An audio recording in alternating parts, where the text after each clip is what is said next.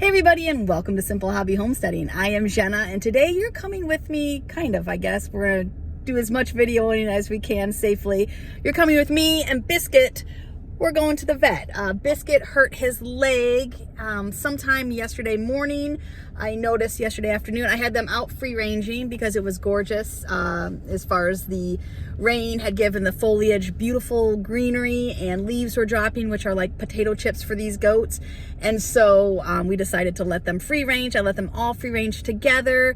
And sometimes the big goats can beat up a little bit on the little ones. And so I usually keep them separated when they're in paddocks. But when they've got all the property and all the woods, I mean, they've got all the woods. You can't really see out the window how much woods, but all the woods, the little ones can get away, and they're not even little anymore. They're getting older and almost a year old, but they can get away from those big ones just fine. But I went to put them all up.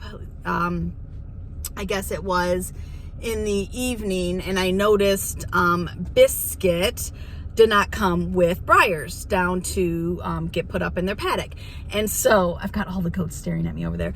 And so of course I went searching for him because he has been known to get into trouble and get stuck different places once he got stuck between two trees. I don't know, like they kind of V'd up and he must have jumped through and then came down and was stuck in the V of the two trees. So yes, always rescuing Biscuit from something. So I didn't really think much of it. And I went up and I heard him, and he was just up in the upper paddock, which I had the gate open to so they could get in there if they wanted. But he was up there and he was just eating, but he didn't come with the others, which was odd, and told me something was wrong. And as he came over to me, I noticed that he wasn't using his back right leg, and it was very swollen. And so he did something, of course, to his back right leg. I thought maybe it was broken. I wasn't sure. He wasn't putting any weight on it. And actually, this was two days ago. And so I made an appointment with the vet, and we were able to get in this morning at 9:45 this morning. And by this morning, the swelling had gone down immensely. He had already been starting to use the leg yesterday and today. But I still wanted to just double check because goats are notorious, of course, for hiding injuries. Some goats will act like a prima donna and, like a husky will lay on the ground just, flailing like they're dying, and they're not.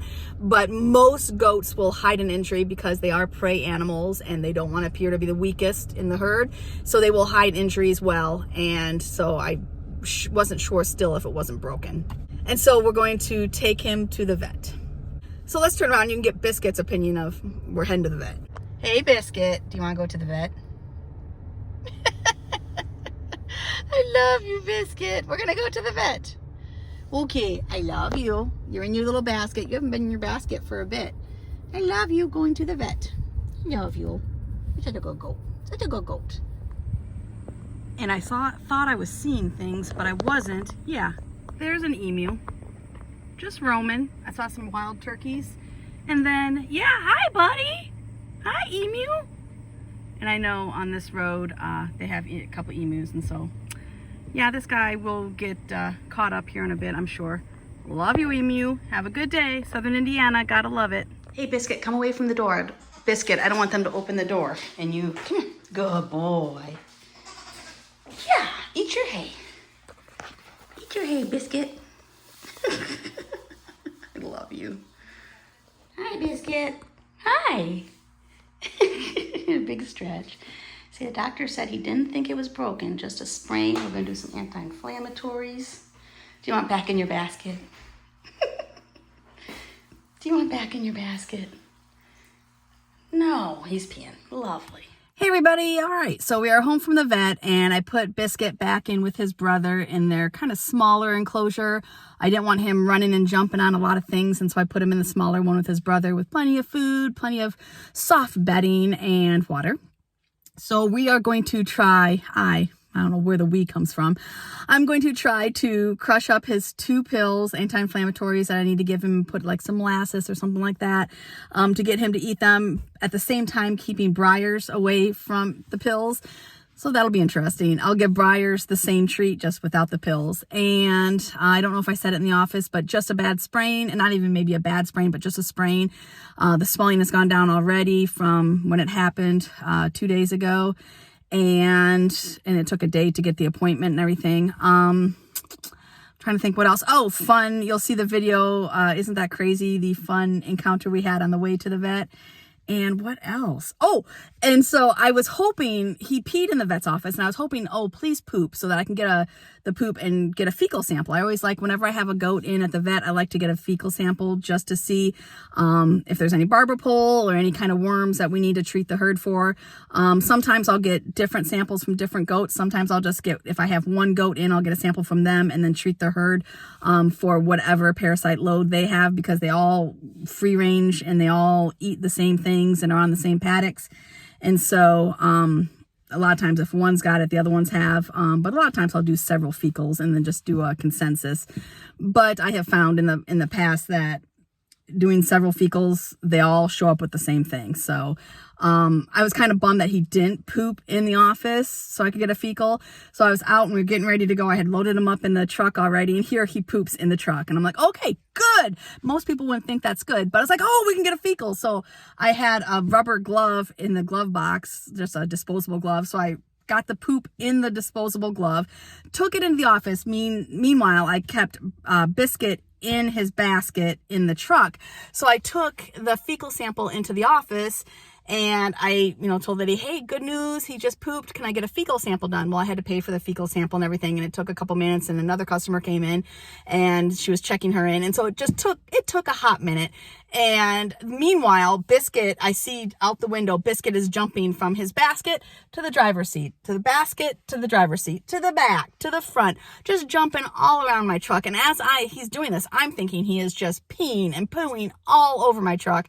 Luckily, I get back in the truck after everything was said and done, and he had not peed or pooed anywhere. And when I crawled back in the truck, or got back in the truck, I should say, he's just in his basket, standing in his basket like I've been in here this whole time. So what a stinker. I love him, but he didn't make any kind of mess, which is good. And I'll get the fecal results probably within a day or two. So, and we'll just treat for anything. The doc said that Biscuit had really great condition. His skin and his coat looked great. So he didn't presume that there was a high parasite load at all. And so he said, if you want to do fecal, that's fine. But he said he didn't think there was a huge parasite load, but just in case. And we haven't had much rain, so that probably contributes to a low parasite load as well. But just in case, going into winter, I want to make sure I'm on top of anything, especially barber pole or anything like that. But we have a nice parasite resistant herd right now. We have bred for that. I have specifically bred our goats that are really parasite resistant, and just over years of fecal samples and stuff, I know which ones are parasite resistant. And so we've bred those often to get a good parasite resistant herd, which I think is more important than anything, to be honest with you. So that is the long story of taking Biscuit to the vet this morning, and all good news at the end of the day. Couple $100 vet bill, as is always the case with having animals. If you don't have the money for vet bills, please don't have animals. That is just a huge thing. Or if you're not able to earn the money, so everybody knows I do all sorts of odds and ends to be able to afford, of course, having all my animals.